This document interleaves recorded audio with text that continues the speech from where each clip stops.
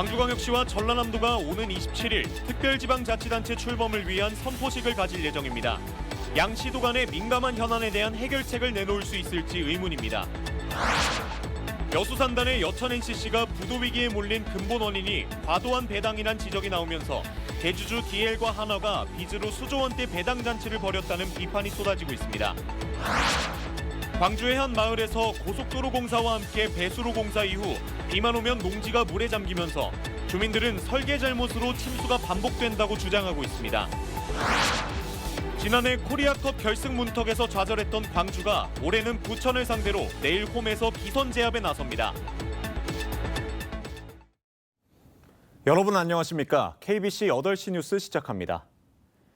이재명 정부의 국가균형 발전인 5극 3특 전략을 제시에 따라 광주광역시와 전라남도가 오는 27일 특별지방자치단체 출범을 위한 선포식을 갖습니다. 특별지방자치단체는 독립적인 법인격과 자치권도 갖게 되지만 과연 양 시도 간의 민감한 현안에 대한 해결책을 내놓을 수 있을진 의문입니다. 강동일 기자의 보도입니다. 수도권이라는 하나의 엔진으로만 움직일 수 없습니다. 5극 3특이라는 여러 개의 엔진으로 함께 성장해야 합니다. 지역의 성장이 국가의 성장이라고 하는 새로운 전략입니다. 정부의 국가균형 발전 정책에 맞춰 광주광역시와 전라남도가 공동의 특정 목적을 수행하기 위한 특별지방자치단체를 출범합니다. 독립적인 법인격과 자치권을 갖는 특별지방자치단체의 공동사무는 광역단위 SOC와 환경, 교통, 관광, 그리고 AI와 에너지 산업 분야 등이 될 전망입니다. 광주의 AI 산업과 전남의 에너지 산업을 결합해 우리 호남을 크게 성장 발전시킬 수 있는 기회를 맞이하고 있습니다. 하지만 가장 중요한 양시도 간 민감한 문제에 대해 합의를 도출할 수 있을지는 의문입니다. 광주와 전남 공무원들이 파견돼 업무를 처리하기 때문에 각 시도 이익에 치중할 우려가 큽니다. 실제로 민간 7기인 2020년 11월에는 행정통합 논의를 합의했지만 광주광역시장이 지방선거에서 바뀌며 중단됐습니다. 민선 8기에도 2022년 7월 광주전남 상생협의회가 출범했지만 광주 나주 광역철도 노선, 광주 인근 시군을 포함한 광역경제권 조성과 자유경제구역 확대, 광주 군공항 이전 등 주요 현안에 대해 아무런 해결책을 내놓지 못했습니다. 상급 기관인 광주광역시나 전라남도의 의사와 별개로 할 수는 없죠. 그렇지만은 좀 더 독자적으로 여러 가지 대안을 강구해보고 양 시도에 대해서 나름대로 또 설득 논의를 펼 수 있는 그런 기관이 하나 더 존재하면은. 한편 김용록 전남지사는 특별지방자치단체 구성과는 별개로 비교 우위에 있는 재생에너지와 해양자원에 대한 전남에너지 해양특화도시 특별법 제정에 나서겠다는 입장을 밝혔습니다. KBC 강동일입니다. 극심한 고용 침체를 겪고 있는 여수시와 광주 광산구가 고용위기 선제대응 지역 1호로 지정됐습니다. 김영훈 고용노동부 장관은 오늘 고용정책심의회를 열고 여수시와 광주 광산구를 6개월간 고용위기 선제대응 지역으로 지정한다고 밝혔습니다. 국내 최대 석유화학 산단이 있는 여수시는 최근 석유화학 산업 경쟁력 악화로 전면적인 구조조정 위기에 몰렸습니다. 광산구는 지난 2023년 말부터 시작된 대유이니아 주요 계열사들의 경영 악화와 지난 5월 금호타이어 광주공장 화재 등 악재가 겹치면서 11,000여 명의 고용 감소 위기를 맞고 있습니다. 정부는 지난달 31일 고용위기 선제대응 지역 제도를 신설하고 급격한 고용 감소가 예상되는 지역에 대한 선제적 대응책을 마련했습니다. 선제대응 지역으로 지정되면 평상시 휴업수당 60에서 80% 수준의 고용유지 지원금과 함께 사업주 훈련비가 지원됩니다. 또 근로자들에게 직업훈련 생계비와 생활안정자금 대출도 지원합니다. 여수산단의 알짜 기업으로 불리던 여천 NCC가 부도 위기에 몰린 근본 원인이 과도한 배당이란 지적이 나오고 있습니다. 대주주 DL과 한화가 빚으로 수조 원대 배당 잔치를 벌였다는 비판이 쏟아지고 있습니다. 박승현 기자가 취재했습니다. 황금알을 낳는 거위라 불린 여천 NCC의 현금이 바닥나기 시작한 건 지난 2021년. 당시 3,800억 원의 영업이익을 냈지만 정작 가지고 있는 현금은 8,770만 원에 불과했습니다. 현금이 없이 운영 자금이 없죠. 적자가 4년 동안 지금 이어지고 있기 때문에 현금이 계속 유보 상태로 가지는 않았겠죠. 계속 부족했겠지. 현금이 바닥난 이유는 과도한 주주 배당 때문으로 분석됩니다. 여천 NCC 설립 이후 지난 25년 동안 대주주인 하나와 DL그룹이 챙긴 배당금만 4조 4,300억 원에 달합니다. 더욱 큰 문제는 이 배당금이 사실상 빚으로 마련됐다는 점입니다. 지난 2017년 3천억 원대였던 차입금은 2021년 1조 5천억 원으로 늘더니 올해 1조 7천억 원까지 불어났습니다. 어느 한 기업이 단일 지배력을 갖지 못한 합작사 특성상 호황 때 번 돈을 재원으로 쌓아두기보다는 대부분 배당으로 풀면서 미래를 대비하지 못한 겁니다. 사정이 이런데도 하나와 DL그룹은 부도 위기에 몰린 여천 NCC 지원을 놓고 서로 상대를 탓하며 갈등만 이어가고 있습니다. 긴급 자금 지원이 필요한 상황에서 두 대주주가 좀 책임과 방식을 두고 이견을 보이면서 신속한 의사결정이 좀 지연됐습니다.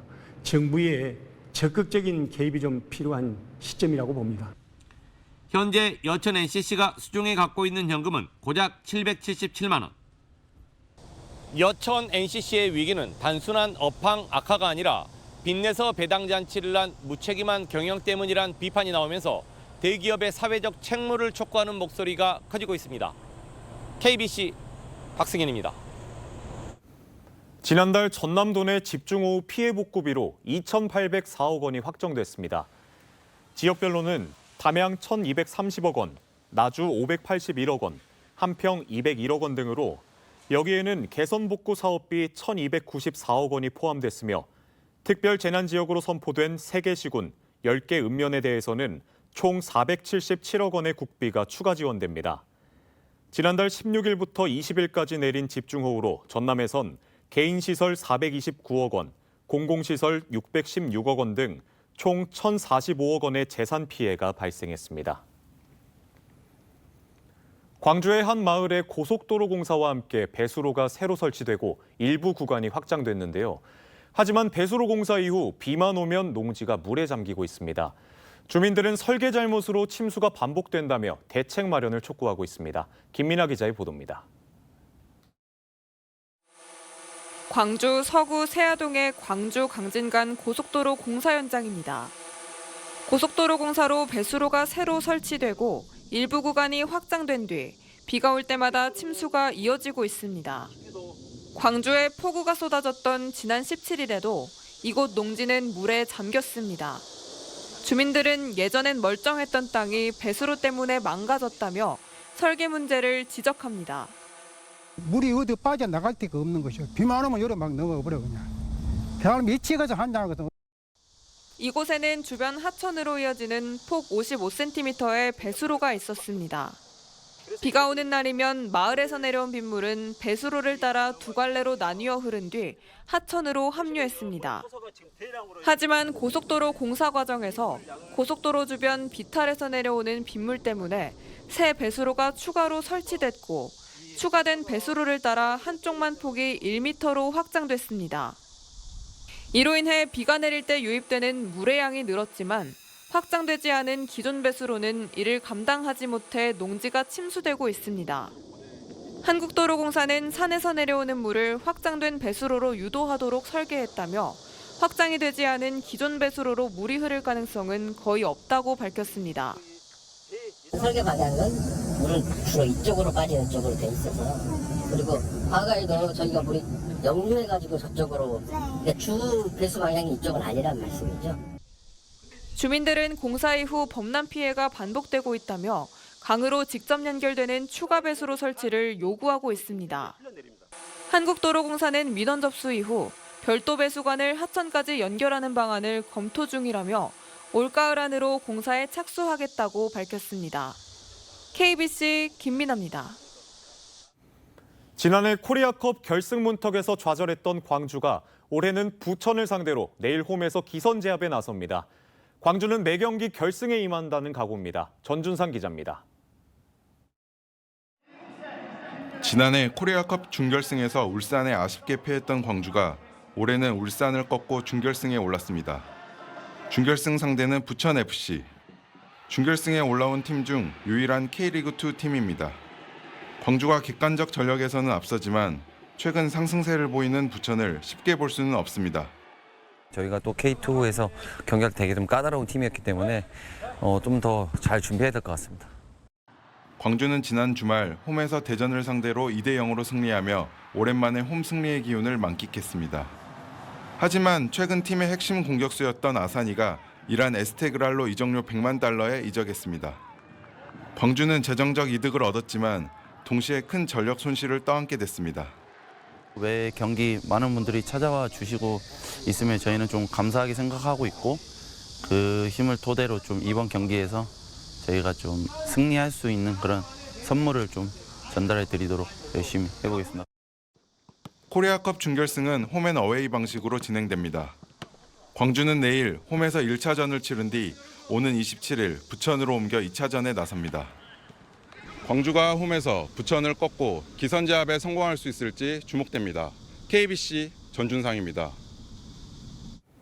택배기사에게 이른바 통행료를 받은 전남 순천의 한 대단지 아파트가 앞으로는 이를 요구하지 않기로 했습니다.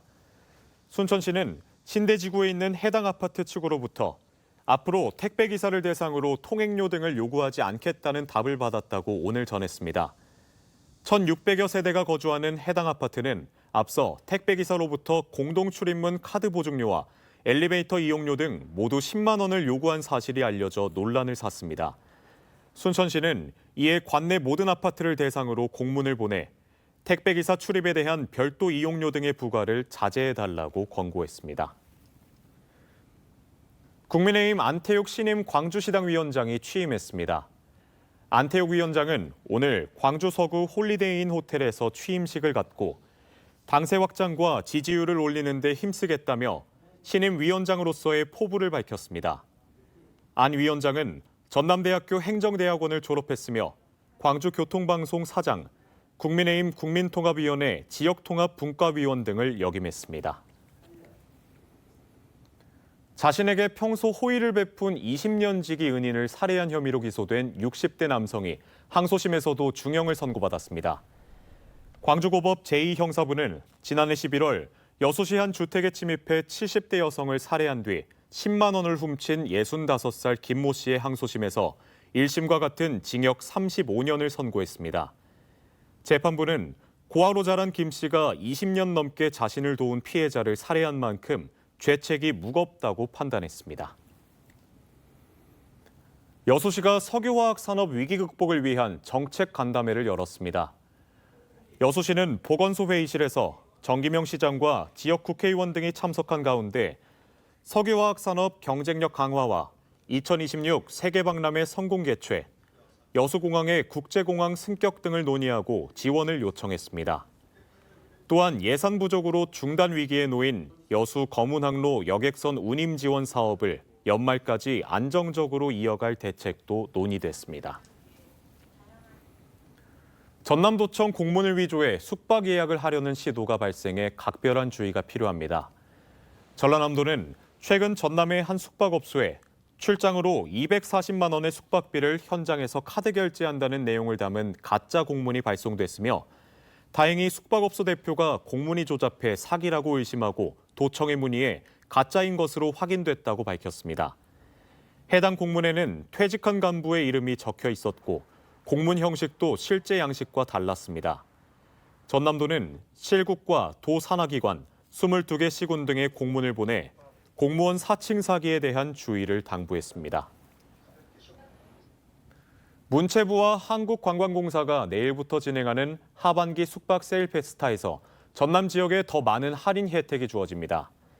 이는 전남이 지난해 말 여객기 참사로 특별 재난 지역에 포함된 데 따른 것으로 일반 비수도권 지역의 경우 숙박요금이 7만 원 이상이면 3만 원, 그 미만은 2만 원이 할인되지만 전남은 각각 5만 원과 3만 원으로 할인 폭이 확대됩니다. 할인권은 내일 오전 10시부터 행사에 참여하는 온라인 여행사 40개 채널을 통해 1인 1매씩 선착순으로 발급되며 발급 당일부터 다음 날 오전 7시까지 예약과 결제를 완료해야 혜택을 받을 수 있습니다. 전남도가 오늘 전남도청에서 지체장애인 단체와 소통 간담회를 가졌습니다. 전남도는 간담회를 통해 다음 달 개원을 앞둔 공공어린이 재활의료센터 운영 상황을 소개하고 장애인의 눈높이에서 겪는 불편과 개선 과제를 직접 듣고 정책에 반영하기로 했습니다. 다음 달 8일부터 시작되는 2026학년도 광주교육대학교 수시 모집에 전남교육감 다문화 전형이 신설됩니다. 전남교육감 다문화 전형은 다문화가족지원법 제2조에 해당하는 가정의 자녀 중 전남 지역 고교에서 전 교육과정을 이수한 학생에게 지원 자격이 주어집니다. 모집 인원은 10명이며 최종 합격자는 졸업 후 전남도 내 초등학교에서 5년 이상 복무해야 합니다. 전남 다문화 구성원들의 통합교육 방향을 모색하기 위한 다문화 융합교육 포럼이 오늘 영암에서 열렸습니다. 목포대학교 전남 다문화 융합교육사업단이 마련한 포럼은 공존지향 다문화 사회, 영암에서 방향을 찾다를 주제로 다문화 가정 자녀의 학교 생활 경험 등 다양한 현장 사례를 통해 다문화 융합교육의 실질적 대안을 공유했습니다. 이어진 패널 토론에서는 다문화 융합교육의 정책 방향과 실천 가능성에 대한 논의가 이뤄졌습니다.